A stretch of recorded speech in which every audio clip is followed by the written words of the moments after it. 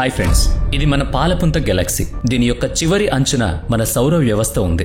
ఈ సౌర వ్యవస్థ గెలాక్సీ మధ్యలో ఉన్న ఒక సూపర్ మ్యాసివ్ బ్లాక్ హోల్ చుట్టూ నిరంతరం తిరుగుతూ ఉంటుంది. ఈ బ్లాక్ హోల్ ద్రవ్యరాశి మన సూర్యుడి కంటే దాదాపుగా 40 లక్షల రెట్లు ఎక్కువ. 1,00,000 కాంతి సంవత్సరాల విస్తీర్ణంలో ఉన్న ఈ భారీ పాలపుంత గెలాక్సీ ముందు మన సౌర వ్యవస్థ ఒక చిన్న చుక్క లాంటిది. కానీ మన మానవులకు ఈ 2 లక్షల ఖగోళ యూనిట్లు అంటే భూమికి మరియు సూర్యుడికి మధ్య ఉన్న దూరానికి 2 లక్షల రెట్లు వ్యాసార్థం ఎంత పెద్దదంటే ఇప్పటి వరకు మన ఏ అంతరిక్ష నౌక కూడా దీన్ని దాటలేకపోయింది. అయితే మన సౌర వ్యవస్థలో మరో ప్రత్యేకత ఉంది. అదే ఈ నీలిగ్రహం, మన ఇల్లు అని పిలుచుకునే భూమి. బహుశా ఈ కారణంగానే 2017లో జరిగిన ఒక సంఘటన మన గెలాక్సీని మరియు సౌర వ్యవస్థను అర్థం చేసుకునే మన దృక్పథాన్ని పూర్తిగా మార్చేసింది. ఎందుకంటే 2017లో మన సౌర వ్యవస్థలో ఒక వింత మరియు రహస్యమైన వస్తువును మనం చూసాం. ఇది కొంతకాలం క్రితం మన సౌర వ్యవస్థలోకి వేగంగా ప్రవేశించి ఆ తర్వాత భూమికి దగ్గరగా వచ్చి నిశ్శబ్దంగా సౌర వ్యవస్థ నుంచి బయటకు వెళ్లిపోయింది. ఈ సమయంలోనే మనం దాన్ని గుర్తించాం. ఈ రహస్యమైన వస్తువే ఓమువామువా, లేదా అది మన సౌర వ్యవస్థలోకి కేవలం మానవులపైన గూఢచర్యం చేయడానికి వచ్చిన ఒక ఏలియన్ షిప్ అని కూడా చెప్పొచ్చు. అయితే ఇది ఒక ఏలియన్ షిప్ అని మనకు ఎలా తెలిసింది? దీని వెనుక ఓమువామాపై జరిగిన పరిశోధనలు వెల్లడైన అనేక దిగ్భ్రాంతికరమైన నిజాలు ఉన్నాయి. వాటి గురించి ఈ వీడియో చెప్పుకోబోతున్నాం. అందుకని వీడియోని ఎక్కడ స్కిప్ చేయకుండా పూర్తిగా చూడండి. ఒక మసకబారిన వేగవంతమైన కాంతి రేఖ, అది అక్టోబర్ 2017 హవాయిలోని హాలియాకానా అబ్జర్వేటరీలో పాన్స్టాట్-1 అనే ఒక శక్తివంతమైన టెలిస్కోప్ ప్రతిరోజులాగే ఆకాశాన్ని సర్వే చేస్తోంది. కానీ ఆ రోజు టెలిస్కోప్ స్క్రీన్ పై ఒక వింత వస్తువు కనిపించింది. ఒక మసకబారిన వేగవంతమైన కాంతి రేఖ. అది కేవలం కొన్ని గంటల్లోనే ఆకాశంలో ఒక మూల నుంచి మరో మూలకు కదిలింది. దాని కదలిక ఎంత వేగంగా మరియు అసాధారణంగా ఉందంటే అది మనకు తెలిసిన వస్తువు కాదని ఖగోళ శాస్త్రవేత్తలకు నమ్మకం కుదిరింది. మొదట్లో దాన్ని ఒక తోకచుక్కగా భావించారు మరియు దాన్ని C/2017U1 అని పేరు పెట్టారు. కానీ ఇక్కడ అసలు చిక్కు మొదలైంది. దాన్ని తోకచుక్క అని పిలిచినప్పటికీ ఆ వస్తువు చుట్టూ ఎలాంటి కోమ అంటే తేజోవలయం కానీ తోక గాని కనిపించలేదు. చూడండి, సాధారణంగా ఒక తోకచుక్క సూర్యుడికి దగ్గరగా వచ్చినప్పుడు దానిలో మంచు ఆవిరై వాయువుగా మారుతుంది. దీనివల్ల తోకచుక్క చుట్టూ ప్రకాశవంతమైన వలయం, వెనుక పొడవైన తోక ఏర్పడుతుంది. కానీ ఈసారి అలా ఏం జరగలేదు. దీంతో అది ఖచ్చితంగా తోకచుక్క కాదని శాస్త్రవేత్తలకు అర్థమైంది. అప్పుడు శాస్త్రవేత్తలు ఈ రహస్య వస్తువులను సూర్యుని చుట్టూ తిరుగుతున్న ఒక సుదూర గ్రహ శకలమని భావించారు. అంతేకాకుండా దానికి A/2017U1 అని కొత్త పేరు పెట్టారు. కానీ అసలైన షాక్ అప్పుడే తగిలింది. మరి దాని ప్రయాణ మార్గాన్ని రివర్స్ ట్రాక్ చేసినప్పుడు ఒక నిజం బయటపడింది. అది సూర్యుడి చుట్టూ గాని మరే ఇతర గ్రహ కక్షలో కానీ లేదు. దాని మార్గం హైపర్బోలిక్ గా ఉంది. అంటే ఆ వస్తువు మన సౌర వ్యవస్థ బయట నుంచి నేరుగా లోపలికి ప్రవేశించింది. అంతేకాకుండా ఇప్పుడు తిరిగి సౌర వ్యవస్థ నుంచి బయటకు వెళ్లే మార్గంలో ఉంది. ఇది ఒక దిగ్భ్రాంతికరమైన ఆవిష్కరణ. అంటే ఒక రహస్యమైన వస్తువు మనకు తెలియకుండానే సౌర వ్యవస్థలోకి వచ్చింది. అన్ని గ్రహాలకు దగ్గరగా ప్రయాణించి ఇప్పుడు తన పని అయిపోయినట్లుగా సౌర వ్యవస్థ నుంచి బయటకు పారిపోయింది. మన సౌర వ్యవస్థలో ఒక వస్తువు ప్రవేశించి సూర్యుడి గురుత్వాకర్షణ శక్తికి చిక్కకుండా బయటకు వెళ్లిపోవడం అదే మొదటిసారి. ఇది ఒక సహజమైన సందర్శకుడిలా కాకుండా ఒక సందేశహరుడిలాగా అనిపించింది. అందుకే దీని పేరును మళ్లీ మార్చారు. దానికి ఓమువామా అని కొత్త పేరు పెట్టారు. హవాయి భాషలో దీని అర్థం సుదూరం నుంచి వచ్చిన మొదటి సందేశహరుడు. దీనికి IT/2017U1 అని నామకరణం చేశారు. ఇందులో I అంటే ఇంటర్స్టెల్లర్, నక్షత్రాంతర. ఇక్కడే ఒక భయంకరమైన ఆలోచన మొదలైంది. చాలా మంది శాస్త్రవేత్తలు దీన్ని ఏలియన్ షిప్ అని పిలవడం మొదలుపెట్టారు. ఒక అభివృద్ధి చెందిన ఏలియన్ నాగరికత మన మానవులపై గూఢచర్యం చేయడానికి పంపిన నౌక అని వాళ్ల సిద్ధాంతం. అది తన పని పూర్తి చేసుకుని ఇప్పుడు సౌర వ్యవస్థ నుంచి బయటికి పారిపోయింది. కానీ శాస్త్రవేత్తలకు అలా ఎందుకు అనిపించింది? ఎందుకంటే ఓమువామా ప్రవర్తించిన తీరు మనం ఇప్పటి వరకు ఈ విశ్వంలో చూసిన ఏ వస్తువుకు సరిపోలేదు. ఇది ఒక అధునాతన యంత్రం అని చెప్పడానికి అనేక కారణాలు కూడా ఉన్నాయి. దీని ఆకారం పూర్తిగా నిర్ధారణ కాలేదు. కానీ టెలిస్కోప్ డేటాలోని ప్రకాశం మార్పులను బట్టి ఈ వస్తువు సిలిండర్ లేదా డిస్క్ ఆకారంలో ఉండొచ్చని ఒక అంచనాకు వచ్చారు. అంటే ఇది సిగార్ లాగా చాలా పొడవుగా సన్నగా ఉండాలి, లేదా ఒక ఫ్లాట్ డిస్క్ లాగా చాలా చదునుగా ఉండాలి. చాలా మోడల్స్ దీని పొడవును 100 నుంచి 800 మీటర్ల వరకు అంచనా వేస్తున్నాయి. దీని భ్రమణం కూడా అసాధారణంగా ఉంది. ఇది ఒక స్థిరమైన అక్షం మీద తిరగడం లేదు, బదులుగా యాదృచ్ఛికంగా తడబడుతున్నట్టు గిరగిరా తిరుగుతోంది. అంటే ఈ వస్తువు ఒక స్థిరమైన వస్తువులా కాకుండా నియంత్రణ లేని గందరగోళంలో ప్రవర్తిస్తోంది.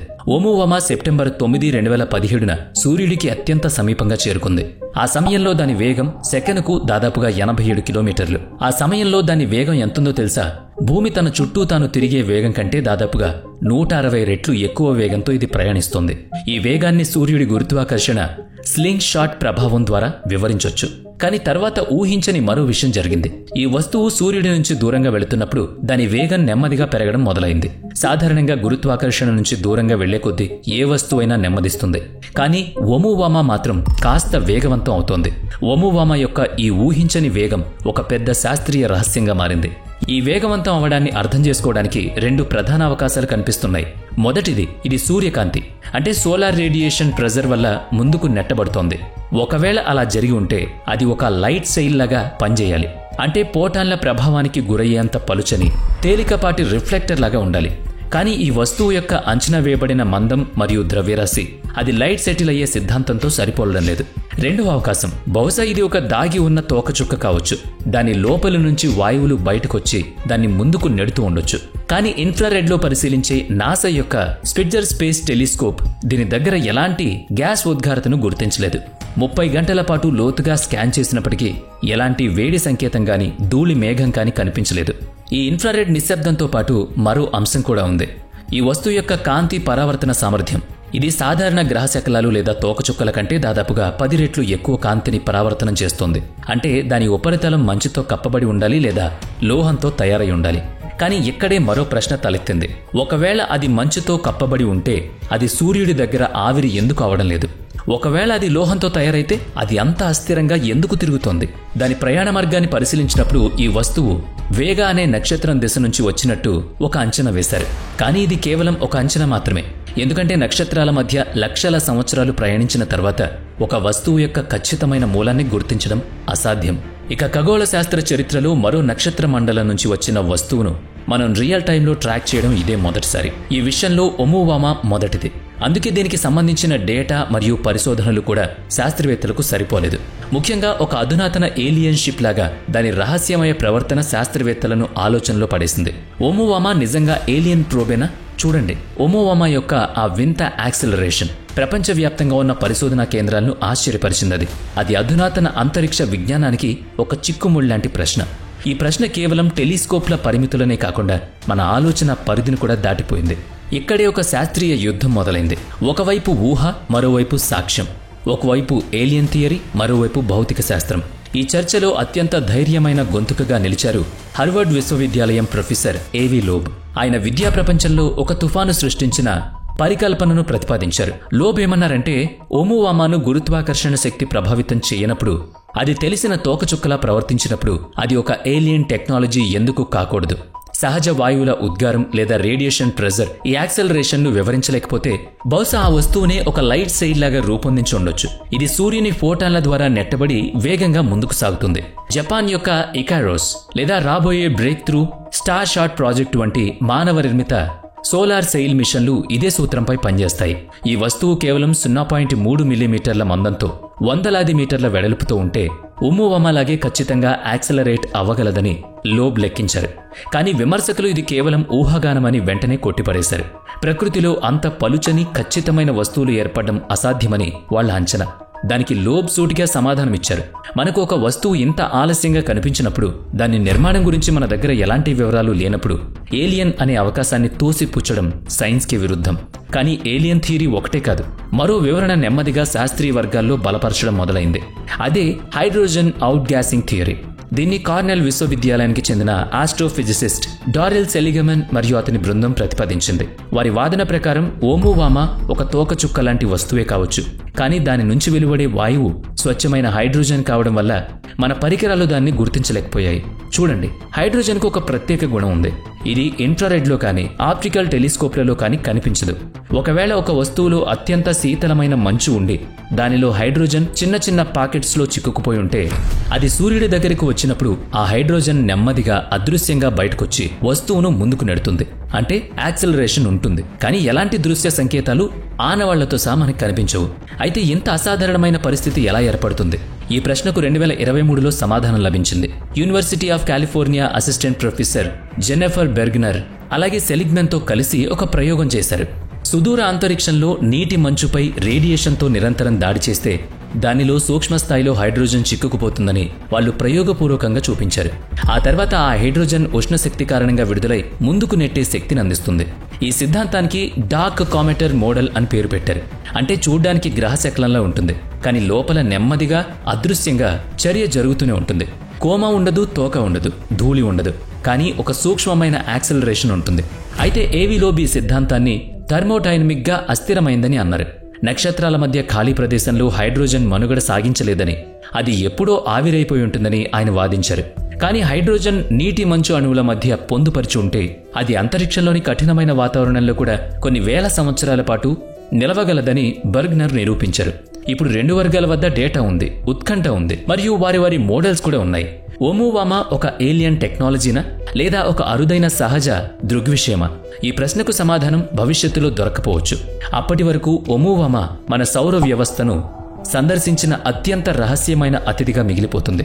ఒక వర్గం ఇది ఏలియన్ టెక్నాలజీ అంటోంది, మరో వర్గం కాదు ఇది ఒక అరుదైన సహజ ప్రక్రియ అంటోంది. కానీ ఈ కథలో అత్యంత దిగ్భ్రాంతికరమైన మలుపు సెల్మన్ యొక్క ఒక కొత్త పరిశీలనతో వచ్చింది. ఆయన ఏమన్నారంటే, ఒకవేళ ఓమువామా ఒక డార్క్ కామెట్ అయితే అలాంటి వస్తువులు మన సౌర వ్యవస్థలో ఇంకేమైనా ఉన్నాయా?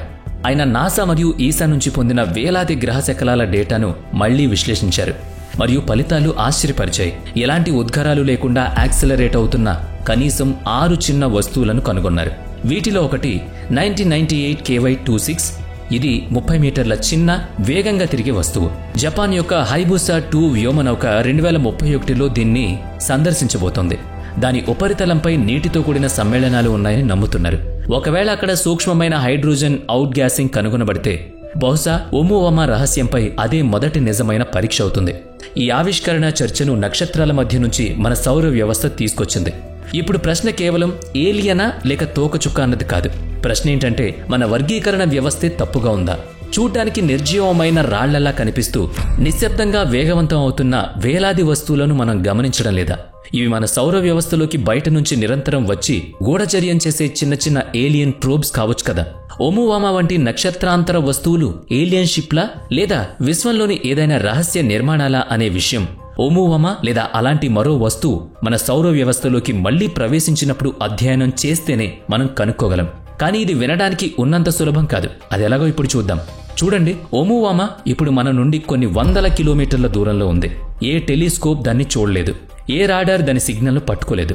ఈ వస్తువు మొదటిసారి కనిపించినప్పుడు మనకు కేవలం 40 రోజుల సమయం మాత్రమే ఉంది. ఆ తర్వాత అది శాశ్వతంగా శాస్త్రీయ పరిశోధన పరిధికి దూరంగా వెళ్లిపోయింది. ఇది మనం జార విడుచుకున్న ఒక గొప్ప అవకాశం. దీని బాధను నేటికి అంతరిక్ష శాస్త్ర సమాజం అనుభవిస్తోంది. ప్రతి శాస్త్రవేత్త మెదడులో ఒక ప్రశ్న: మనం మళ్లీ ఇలాంటి నక్షత్రాంతర సందర్శకుణ్ణి చూడగలమా? ఒకవేళ చూస్తే ఈసారి మనం మరింత సిద్ధంగా ఉంటామా? ఈ ఆలోచన నుంచి పుట్టిందే ఓ ప్రతిష్టాత్మకమైన కాన్సెప్ట్, ప్రాజెక్ట్ లైరా. 2012లో బ్రిటిష్ సంస్థ ఇనిషియేటివ్ ఫర్ ఇంటర్స్టెల్లార్ స్టడీస్ ఈ ప్రాజెక్టును ప్రతిపాదించింది. దీని లక్ష్యం ఓమువామా వంటి అత్యంత వేగవంతమైన వస్తువులను అవి సౌర వ్యవస్థను విడిచిన తర్వాత కూడా వెంబడించగల ఒక వ్యోమనౌకను నిర్మించడం. ప్రాజెక్ట్ లైరా శాస్త్రవేత్తలు 2 ప్రధాన ప్రయాణ మార్గాలను రూపొందించారు. మొదటిది సోలార్ ఓబెర్త్ మాన్యువల్. ఇందులో వ్యోమనౌక బృహస్పతి అంటే జూపిటర్ గురుత్వాకర్షణ శక్తిని ఉపయోగించుకుని సూర్యుని వైపు దూసుకువెళ్తుంది. ఇక్కడ అది తన హై స్పీడ్ ఇంజన్ను మండించి ముందుకు వెళుతుంది. ఈ టెక్నిక్ ద్వారా వ్యోమనౌక సెకండ్కు 70 కిలోమీటర్ల కంటే ఎక్కువ వేగాన్ని అందుకోగలదు. ఓమువామా లాంటి వేగవంతమైన రహస్యమైన వస్తువులను చేరుకోవడానికి ఇది కనీసం అవసరం. కానీ ఈ ప్రణాళిక అత్యంత ప్రమాదకరమైంది. సూర్యునికి అత్యంత దగ్గరగా వెళ్లడం అంటే వేలాది డిగ్రీల సెల్సియస్ ఉష్ణోగ్రతను అనుభవించడం, తట్టుకోవడం. ఈ వేడిని తట్టుకోవడానికి వ్యోమనౌకకు ఒక అత్యంత అధునాతన హీట్ షీల్డ్ అవసరం. నాసా యొక్క పార్కర్ సోలార్ ప్రోబ్ లాంటి గొప్ప షీల్డ్తోనే సూర్యుని దగ్గరకు వెళ్ళింది. కానీ దాని హీట్ షీల్డ్ బరువే 70 కిలోల కంటే ఎక్కువ. ఇప్పుడు దీనికి ప్రపల్షన్ సిస్టమ్ను కూడా జోడిస్తే వ్యోమనౌక బరువు, సంక్లిష్టత రెండూ పెరుగుతాయి. రెండవ ప్రణాళిక శుక్రుడు మరియు భూమి యొక్క గురుత్వాకర్షణ శక్తిని ఉపయోగించుకుని వ్యోమనౌక క్రమంగా వేగాన్ని పెంచుకోవడం. ఆ తర్వాత బృహస్పతి నుంచి ఒక చివరి స్లింగ్ షాట్ తీసుకుని నక్షత్రాంతర మార్గాన్ని పట్టుకోవడం. ఈ పద్ధతిలో ఉష్ణ ప్రమాదం తక్కువ మరియు వ్యోమనౌక ద్రవ్యరాశి కూడా నియంత్రణలో ఉంటుంది. కానీ దీనికి ఒక పరిమితి ఉంది. తుది వేగం కొద్దిగా తక్కువగా ఉంటుంది. అంటే ఈ వ్యోమనౌక ఆ వస్తువు దగ్గరగా ప్రయాణించడం, ఫ్లై బై మాత్రమే చేయగలుగుతుంది. దానిపై దిగడం కానీ దానితో ఎక్కువ సమయం గడపడం కానీ సాధ్యపడదు. ప్రణాళికలు పురోగమిస్తున్న కొద్దీ మరో విప్లవాత్మక ఆలోచన ముందుకొచ్చింది. భవిష్యత్తులో వచ్చే నక్షత్రాంతర వస్తువులను నిజ సమయంలో గుర్తించి వెంటనే స్పందించగల ఒక రెడీ టు రెస్పాండ్ వ్యవస్థను అంతరిక్షంలోనే ఎందుకు ఏర్పాటు చేయకూడదు? అంటే ప్రయోగంలో ఆలస్యం జరిగినా లేదా సాంకేతిక వైఫల్యం ఎదురైనా మనకు అంతరిక్షంలోనే సిద్ధంగా ఒక బ్యాకప్ ఉంటుంది. ఈ భావన నుంచే మరికొన్ని భవిష్యత్తు మిషన్లు పుట్టాయి. వీటిలో అత్యంత ఆశాజనకమైంది వెరాసీ రూబిన్ అబ్జర్వేటరీ. ఇది 2025 చివరి నాటికి పనిచేయడం ప్రారంభించింది. ఈ అబ్జర్వేటరీ ప్రతి రాత్రి మొత్తం ఆకాశాన్ని స్కాన్ చేస్తుంది. అల్ట్రా వైడ్ డిజిటల్ చిత్రాల ద్వారా legacy survey of space and time LSST అనే ఒక భారీ స్కై మ్యాప్ను సృష్టిస్తుంది. దీని డేటా ఎంత వేగంగా సున్నితంగా ఉంటుందంటే ఒక నక్షత్రాంతర వస్తువు సౌర వ్యవస్థలోకి ప్రవేశించబోతున్నా మనం దాని రాకను ఆలస్యం లేకుండా నిజ సమయంలో గుర్తించగలుగుతాం. రూబిన్ అబ్జర్వేటరీ యొక్క అత్యంత ప్రత్యేకమైన లక్షణం దాని రిపీట్ ఇమేజింగ్ సిస్టమ్. ఇది ఆకాశంలోని ప్రతి ప్రాంతాన్ని పదే పదే స్కాన్ చేస్తుంది. ఒకవేళ ఏదైనా వస్తువు వేగంగా కదులుతున్నా లేదా దాని ప్రకాశంలో అసాధారణ మార్పులున్నా ఈ సిస్టమ్ వెంటనే క్యాప్చర్ చేస్తుంది. రెండో ప్రధాన కార్యక్రమం ESA. దీని యొక్క కామెట్ ఇంటర్సెప్టర్ మిషన్. ఇది 2029లో ప్రయోగించబడుతుంది. అంతేకాకుండా ఇది ఏ స్థిరమైన లక్ష్యం కోసం రూపొందించబడలేదు. ఈ వ్యోమనౌకను అంతరిక్షంలోని ఒక లాంగ్ రేంజ్ పాయింట్ వద్ద పార్క్ చేస్తారు. అక్కడ అది దీర్ఘకాలం పాటు చురుగ్గా ఉంటుంది. ఆ తర్వాత ఒక కొత్త అరుదైన లేదా వేగవంతమైన వస్తువు, అది తోకచుక్కైనా లేదా నక్షత్రాంతర సందర్శకుడైనా మన సౌర వ్యవస్థలోకి ప్రవేశించిన వెంటనే ఈ వ్యోమనౌక యాక్టివేట్ చేయబడి దాని వెంట పడుతుంది. ఈ వ్యూహం వేచి ఉండి స్పందించడం అంటే వెయిట్ అండ్ రియాక్ట్ అనే నమూనాపై ఆధారపడుతుంది. ఇది ఊహించలేని అంతరిక్ష సంఘటనలకు సరైనదిగా పరిగణించబడుతుంది. ఈ రెండు కార్యక్రమాలు భవిష్యత్తు కోసం మనల్ని సిద్ధంగా చేస్తున్నాయి. కానీ నిజమేంటంటే ఓమువామువా ఇప్పుడు మనకు శాశ్వతంగా దూరమైంది.